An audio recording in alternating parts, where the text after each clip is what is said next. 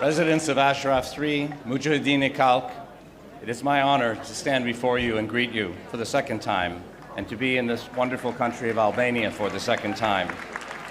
But for the first time in Ashraf 3, Madam Rajavi, to you and to the NCRI and to the Mujahideen Khalq, thank you for your warm welcome. To the dignitaries, thank you for your excellent remarks and for your attention today.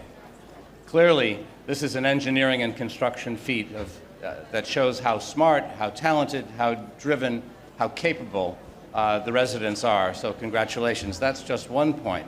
Secondly, as you come in the entrance to this great facility, you see that this is a message. It's a symbol to the regime in Tehran that you have tried and tried and tried, and you have failed to stop the resistance. It's a major symbol.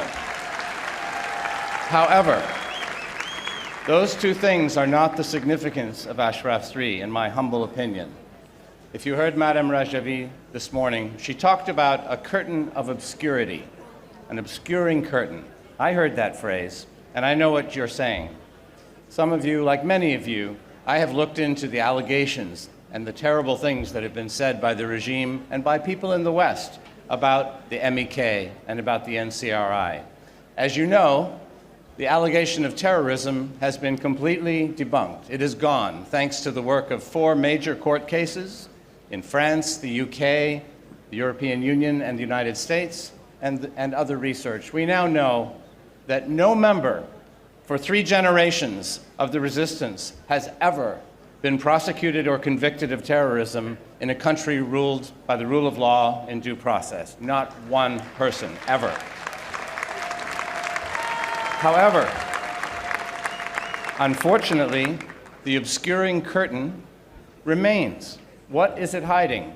Because even when you eliminate the charge of terrorism, what do we hear in our home capitals? We hear that they are a cult. They are a cult. You shouldn't deal with them. They are a cult. Really? And how can we prove whether this is true or not?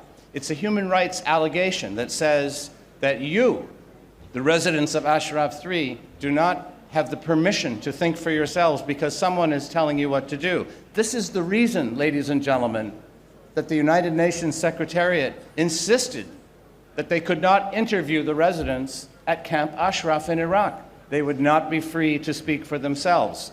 All because of that obscuring curtain, the allegation of cult. They had to be moved into this prison called Camp Liberty. That's why they were moved, because they could not speak freely for themselves. How could we prove it one way or the other? Well, let me tell you what the significance of this place is. I have been here for 3 days now. Like many of my friends, we had a dinner with a hall full of women from the Mujahideen Khalq, only women, for one evening. We walked under the stars. We spoke to them personally, privately. We heard amazing stories of courage, of conviction, of pain, of separation, of the choice of a lifetime. These were the actions of people who are stronger than me, who have a major heart, who have a mission in life, and who have made a choice, and they are dedicated to keeping that choice. Ladies and gentlemen, the obscuring curtain has been removed today. If all of you go back to your countries, never again should we hear the allegation of cult. It is gone forever. You are free.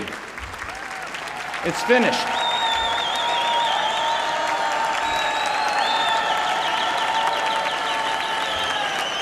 But that is not the only point of significance. There is one more element behind the curtain, and that is that because the regime has been accusing the Mujahideen of being a human rights violator, they have obscured something very important. You heard Mayor Giuliani this morning. Was he talking about Secretary Pompeo's concerns, which are all legitimate, but they are external concerns? Ballistic missiles, terrorism, destabilization, hostage-taking. These are all aggressions against neighbors, which is proper for foreign policy. But the biggest allegation of all is right here in Ashraf 3. It is the gross abuse of human rights. It is the crimes against humanity, which are documented not only in your exhibits here, but in your personal stories. Right now, the curtain of obscurity on human rights has been completely stripped away. Not only are the residents people of free will, speaking for themselves with courage and with honor, dedicated to their countrymen of Iran, but they bear witness, as Director Free said so well, they are the evidence that this regime is a monstrous regime, as Ingrid Betancourt said, that must be brought to account. So we stand here with a new day. This is a free people who have proven, we now know there is no evidence at all of terrorism or cult, and we can now bring forward the evidence from your personal stories, and we can start to take the regime to account for all of the crimes they have committed for 40 years. Let it begin tonight. Thank you.